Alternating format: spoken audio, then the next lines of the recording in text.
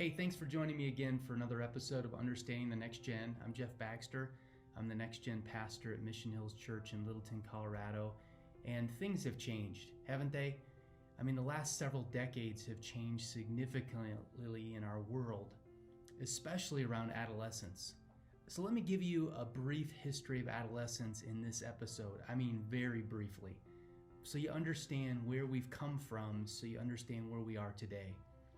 In the 1800s, this is the Little House on the Prairie time, late 1800s, a child became an adult, it seemed like overnight. We know this because of governmental records of when a girl's puberty starts and when they become a full-fledged adult in society and are being productive in society. Because the illustration is just watch Little House on the Prairie. You turned about 14 years old, and about 2 years later, at 16, you got married and you're a part of the community growing up. Now, a little side note for you. If you're part of the church or the church world or youth ministry, I want you to know that Jesus was never an adolescent. It didn't even exist back there in the biblical days. I mean, we know when he was 12 years old, he was reasoning with the adults in the temple courts. And that wasn't just because he was God, he was 100% human too. So we can't say anymore when you're teaching about Jesus that he was an adolescent or he was a teenager.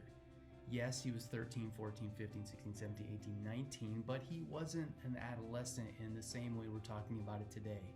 Not just because he wasn't God, but because it didn't exist back then. In the late 1800s, a child went from child to an adult overnight. They were part of the community. They would wake up singing and laughing and telling one another stories, their grand narrative of the day, of the community and what they were about. And kids were the most important asset in society. Kids were invested in and loved and cared for. They were the most important thing because adults knew that if a child was left behind, then they would not be contributing to society and cause that community to flourish and continue on. So they walked in the footsteps of moms and dads and grandparents. Walnut Grove and Little House on the Prairie is exactly that way, whether it's Nellie inheriting mom and dad's little shop there in the middle of town, or whether it's Laura falling in love and getting married pretty quickly when she's very young. Our family tunes in to Little House on the Prairie, even today, reruns, and we watch. Boy, they look so young, but it's because they individuated and grew up faster back then. Because it literally took a village to raise a child. Everyone belonged to the community. Their own unique person was developed. They differentiated is the word for that. It means they became an individual, different, unique, contributing to the society they lived in.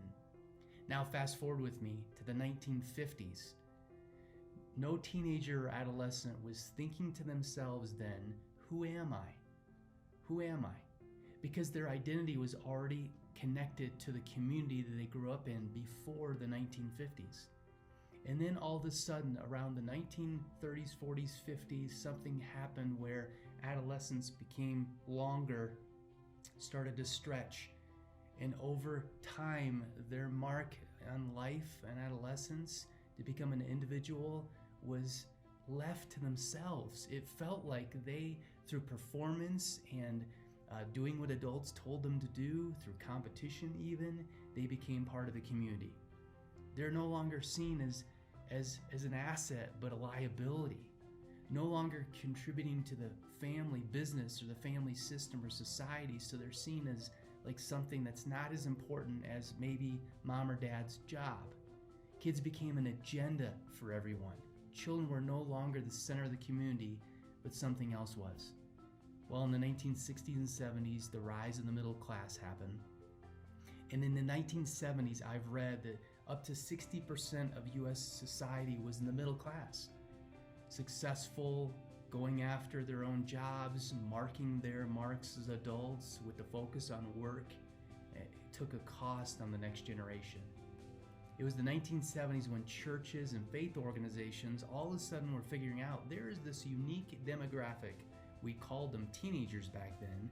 Now we call them adolescents because it's longer than teenage years, where all of a sudden now these parachurch ministries and these church ministries would have this thing called youth group that popped up. And youth ministry started in the 70s as a reaction to this unique demographic that's happening. So if you're in youth ministry, you can thank being paid because of this unique demographic that you're responsible for. The good news is that there was a focus in on them. The bad news is that they were separated from adults and society. And now the cost to the local church is enormous. And now we're trying to scramble to figure out how to do family ministry and get kids back connected to community and surrounded by Christ-following adults.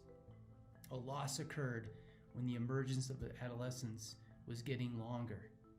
And some adults were saying, they're a little bit crazy. Can you go put them down the hallway in that room? You can paint it and decorate it any way you want to.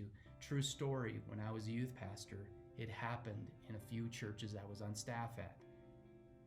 The good news is love them, care for them, that's your job. The bad news is we separated them from the faith community, and we've separated them as a society at large. Most people don't look at teenagers at the mall or at a store and go, oh, they're awesome. A lot of people look at that group of people and go, oh, geez, they're a tough group, and I hope they don't get in trouble. Well, here's an action step for you today. How can we get back to putting kids and adolescents in the most important spot in society? How can we come alongside them with love and support? How can our ministries in the church or parachurch world help adolescents get more connected with adults, not less?